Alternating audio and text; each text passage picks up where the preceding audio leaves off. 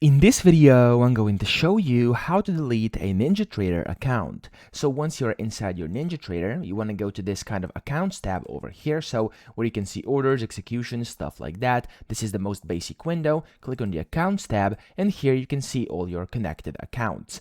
Now, mind you, you can only delete the accounts you have added. So there's usually going to be a simulated account, which is there by default. And if you right click on it, you can't actually remove it. The remove account is grayed out. However, the accounts you created, such as these two I created earlier, you can just go ahead, right click on it, click on remove account, and then here it's going to say removing an account will permanently delete all account information stored. And if you want that, you can click on yes, and here as you can see it says if this is a live account, it will be recreated as you reconnect to it. Okay, so just click on yes if you agree, and after that the account is going to get deleted. So that's pretty much it. I hope this video helped you out. If it did, please subscribe to the channel and help me out as well.